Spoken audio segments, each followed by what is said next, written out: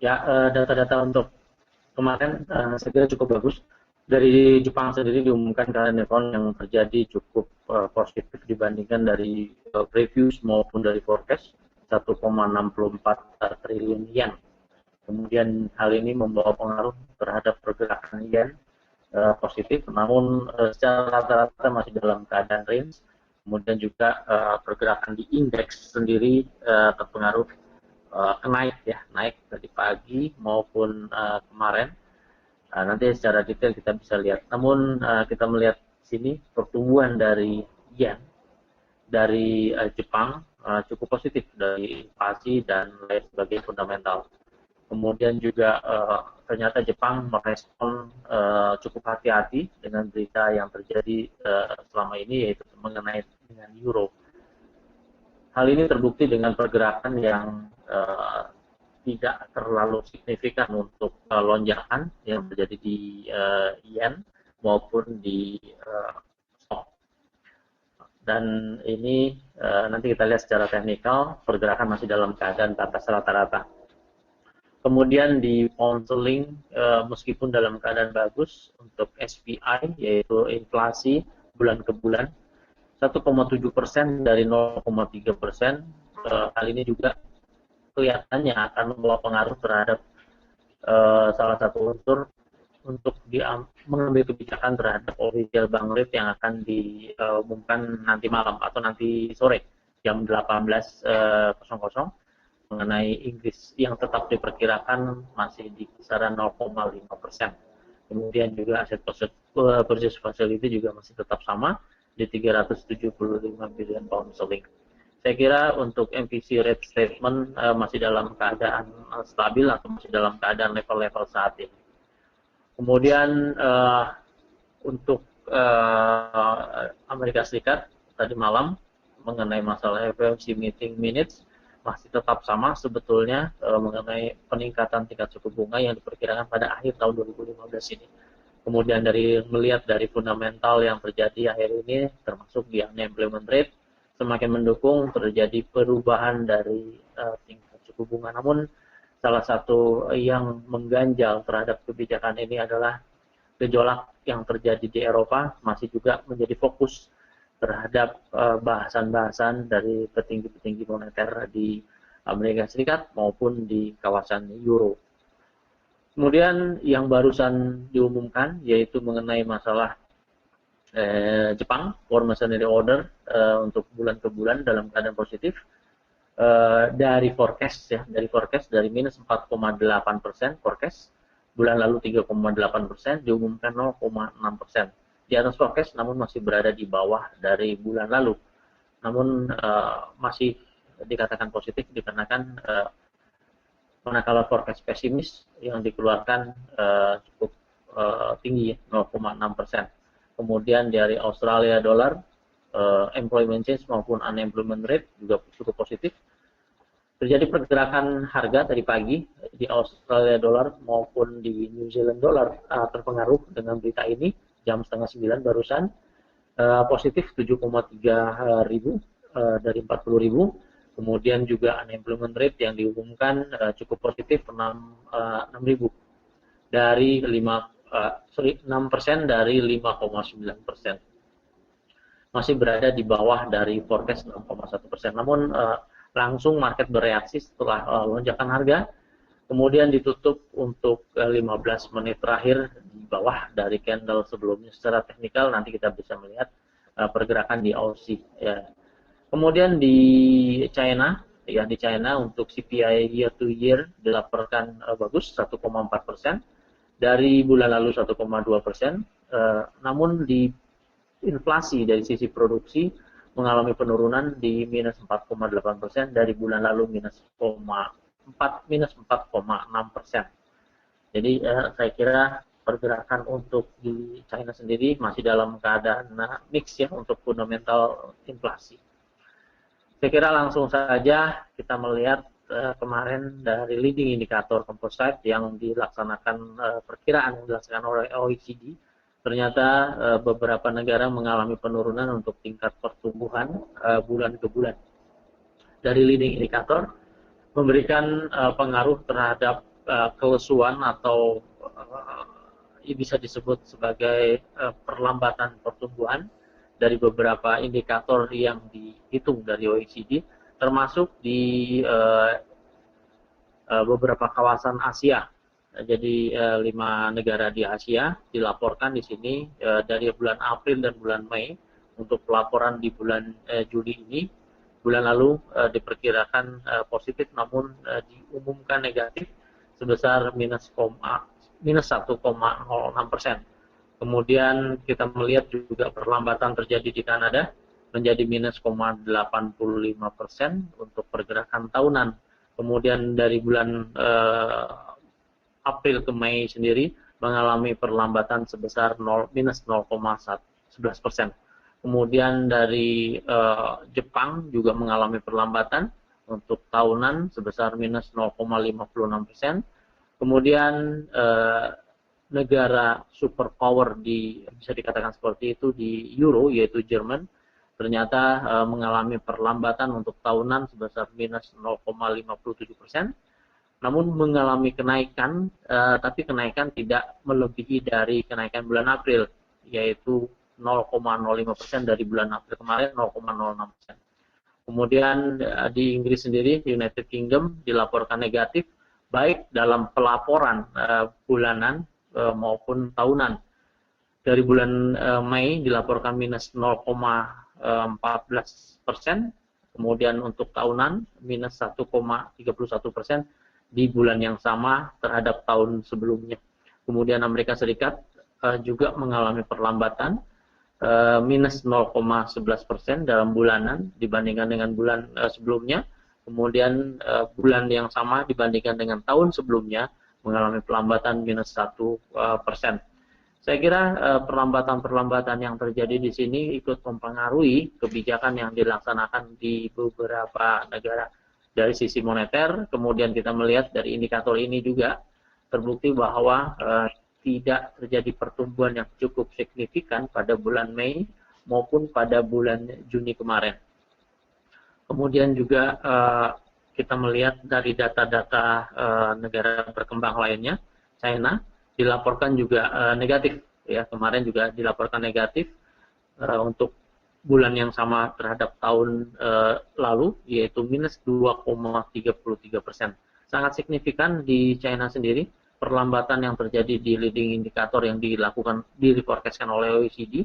Kemudian kita melihat dari China bulan ke bulan juga mengalami perlambatan minus 0,18%.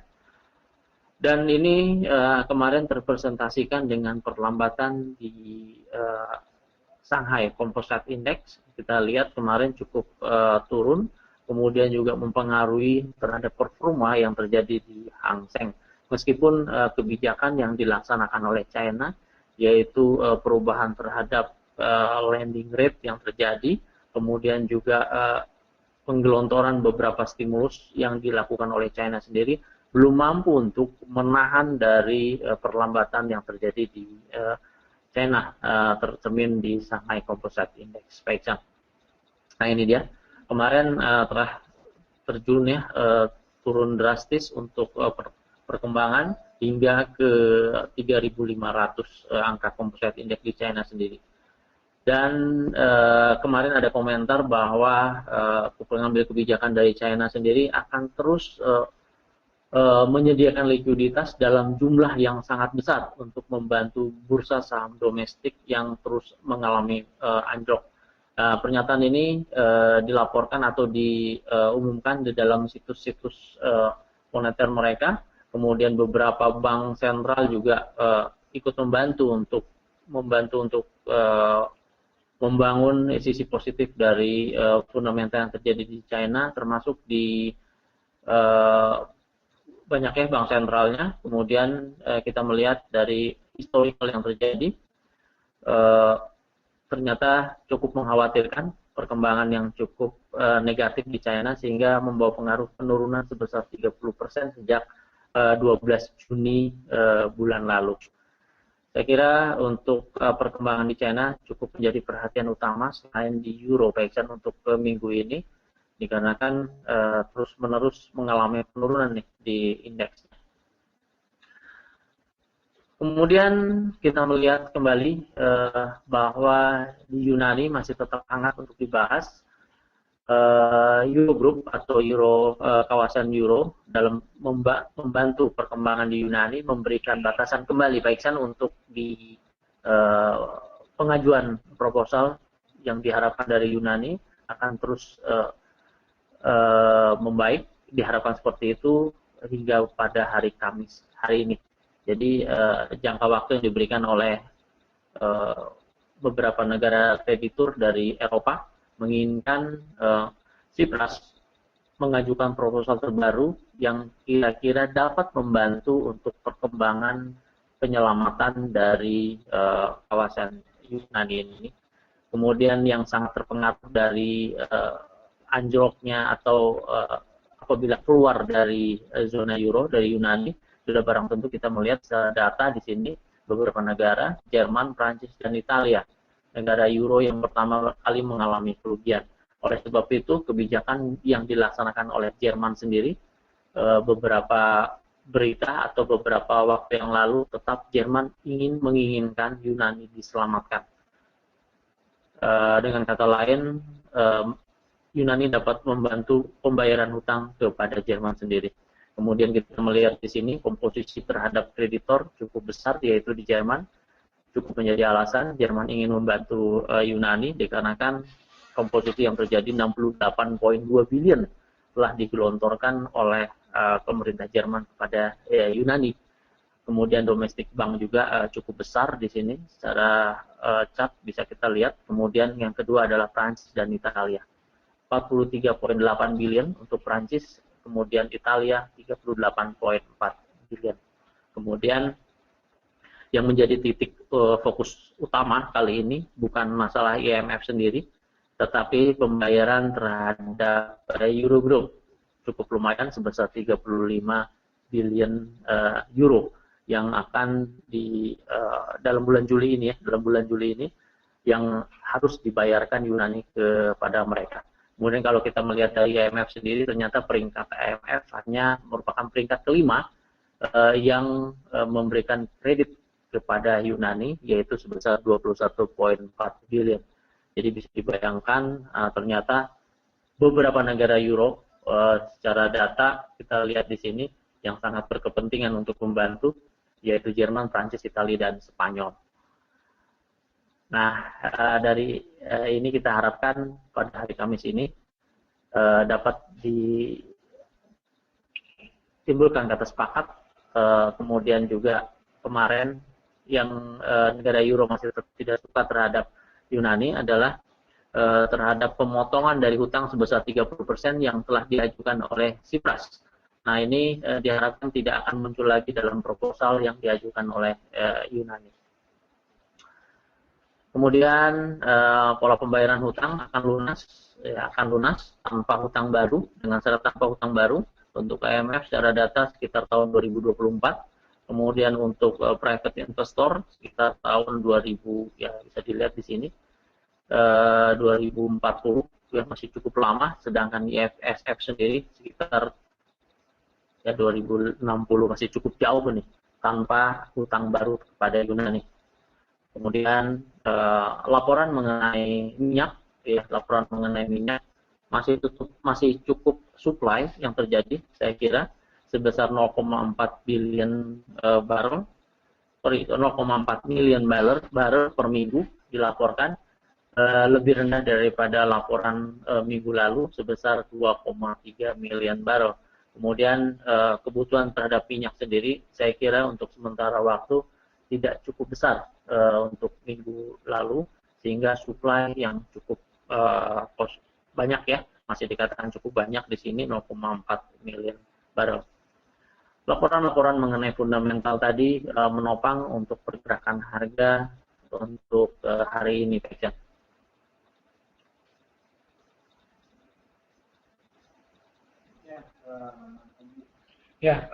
Tadi mengenai Euro sendiri betul bahwa kemarin ya ada informasi berita untuk Tsipras sendiri ditunggu untuk proposal dari Brussel yang mengindikasikan bahwa supaya ada kesepakatan baru dalam potensi menyediakan dana bailout kurang lebih untuk kurun waktu 2 sampai 3 tahun mendatang. Ya, bisa dilanjut lagi mungkin, Dik, silakan. Oke, langsung ke teknikal untuk pergerakan indeks. Nah, ini dia indeks. Ternyata untuk pergerakan hari ini di Hang Seng jangka pendek 30 menit, chart 30 menit, Shanghai Composite Index terus mengalami penurunan.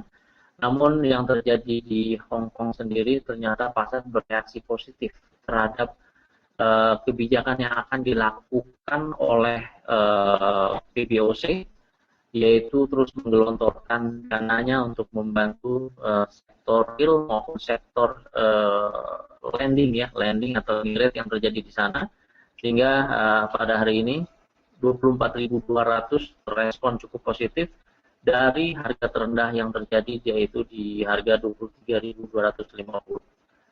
24.200 saya kira merupakan level-level atau merupakan lonjakan harga yang cukup besar untuk pergerakan hari ini 30 menit pada 30 menit kedua. Kemudian pada 15 menit saya kira kita dapat mengikuti untuk transaksi jangka pendek manakala menyentuh harga tertinggi untuk pengambilan posisi short, kemudian dengan take profit yang kecil. Tren yang terjadi saya kira masih dalam keadaan up, sehingga apabila menginginkan untuk transaksi jangka panjang atau jangka menengah, dalam arti kata tidak menginapkan posisi untuk di Hang Seng sendiri, saya kira tidak apa-apa untuk mengambil posisi buy. Sementara target yang terjadi untuk peningkatan saya kira dapat diambil ke 24.780 dengan batasan stop loss di 23.350-an. Kemudian di Kospi, nah ini juga Kospi terpengaruh untuk berita Asia hari ini terus mengalami open gap, baik Hang Seng, Kospi maupun Nikkei yang terjadi sempat dibuka di 243.95, kemudian terjadi harga terendah di 242.45, namun kali ini berusaha untuk menutupi gap hingga penutupan harga kemarin tercapai, yaitu 245.42. Pergerakan di Kospi saya kira masih dalam keadaan turun, sehingga pengambilan posisi untuk sell limit dengan batasan stop loss saya kira masih tetap berada di kisaran 248.64 untuk pemasangan posisi sell limit maksimum. Kemudian di Nikkei, ya, di Nikkei ini dia pergerakan yang di Nikkei cukup positif. Saya kira untuk jangka pendek terus mengalami kenaikan hingga ke 19.694. Kemudian tren yang terjadi masih dalam keadaan drop, sehingga pengambilan posisi sell juga kita mengambil posisi sell jangka pendek di 19.700-an. Kemudian di currency, ya, di currency Aussie ini, ya, di currency Aussie setelah cukup positifnya data tadi pagi sehingga membawa pengaruh terhadap breakout harga yang terjadi di 0.74500-an. Kemudian pergerakan yang terjadi dapat diikuti dengan follow trend dengan batasan untuk take profit kita batasi di 0.74993. Kemudian tren yang terjadi teridentifikasi dalam keadaan up, dibuktikan dengan support yang terbentuk pada 3 jam pertama tadi pagi pas pembukaan pada Australia dollar terhadap US dollar, sehingga saya kira untuk pergerakan lanjutan terbatasi dengan channel di 0.74958. Kemudian di New Zealand terhadap US dollar juga sama, ya, seperti itu. Kemudian tren yang terjadi juga masih mengalami positif. Untuk tren saya kira tren baru terjadi, yaitu ditenggari sebagai tren reversal. Target untuk kenaikan di 0.67827. Kemudian di euro, saya kira pergerakan euro tertahan. Ya, pergerakan euro untuk penurunan tertahan untuk pergerakan harian atau daily chart di support yang terbaca di 1.09952. Untuk di euro, saya kira masih dalam keadaan fundamental, masih dalam keadaan negatif, dikarenakan berita Yunani belum usai kita amati hingga akhir bulan Agustus ini. Kemudian di Inggris atau di pound sterling, kita lihat sangat manis untuk dilihat support yang terjadi di sini. Setelah terjadi double top di sini, respon, kemudian turun hingga nyaris menyentuh harga support terbentuk di 1.52284. Saya kira kita tinggal menunggu untuk breakout support di sini. Apabila terjadi bearish candle, follow trend kita dapat ikuti, atau pola yang terjadi adalah counter trend dalam batasan stop loss yang kecil, yaitu di 1.5300-an.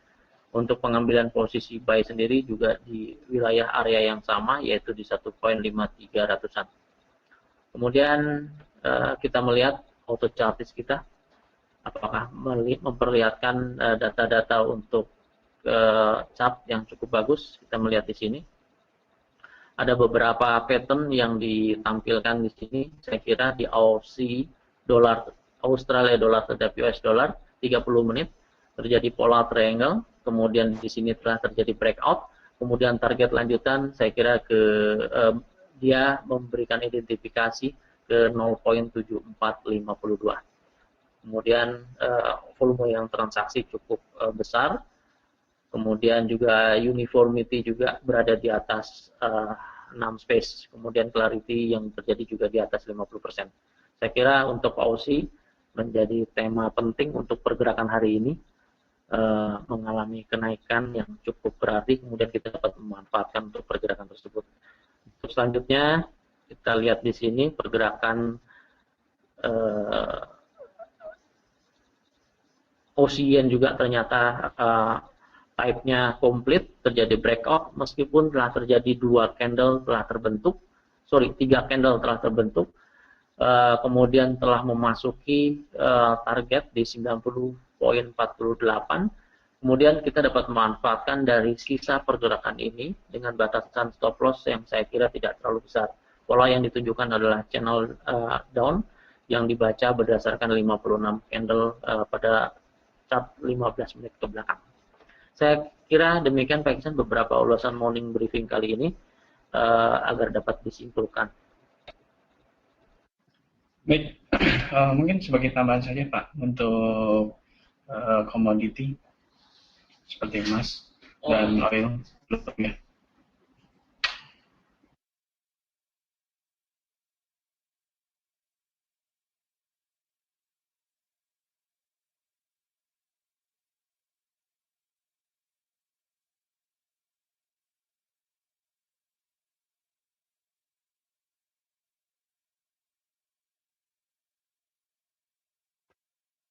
Ya, untuk minyak mengalami penurunan untuk pergerakan pada hari kemarin, namun yang terjadi masih dalam keadaan stagnan ya.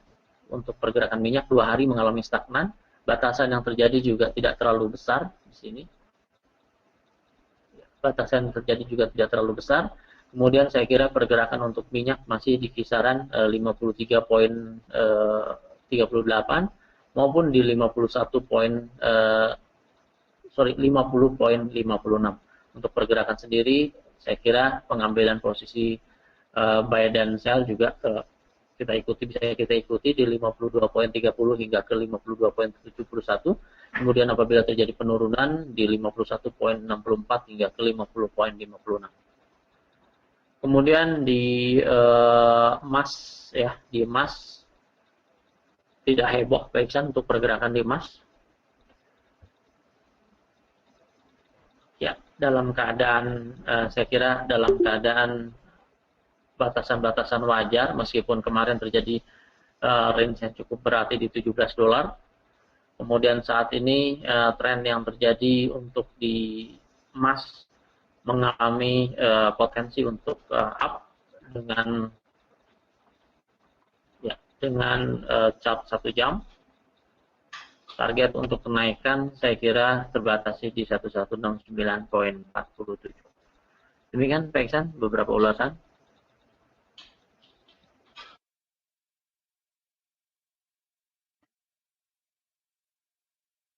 Ya, baik Pak Adi, terima kasih untuk ulasan morning briefing pagi ini. Ya, kalau kita lihat memang untuk hari ini fokus banyak terhadap uh, Eurozone, khususnya ke Yunani, di mana masih menunggu dari proposal yang akan diberikan oleh Cyprus untuk mencapai kesepakatan baru.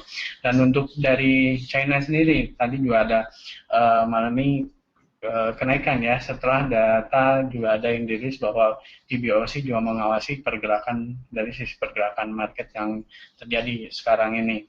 Kalau dilihat dari beberapa pers currency yang ada di Monex itu udah, kalau dilihat dari pergerakan market untuk Hang Seng sendiri, tren masih mengalami penguatan ya untuk Hang Seng-nya, sedangkan untuk Kospi dan Nikkei juga mengalami penguatan. Untuk Kospi sendiri mengalami penguatan ke area level 246,84 atau sebagai acuan juga untuk sebagai sarana area sell di 246,84. Sedangkan untuk Nikkei juga mengalami kenaikan di 19.634 dengan tren besar. Sebetulnya untuk Nikkei itu sebenarnya masih drop dengan area level posisi area sell-nya di 19.700. Kemudian untuk Aussie, tren masih mengalami penguatan dengan batasan atasnya di 0.74958.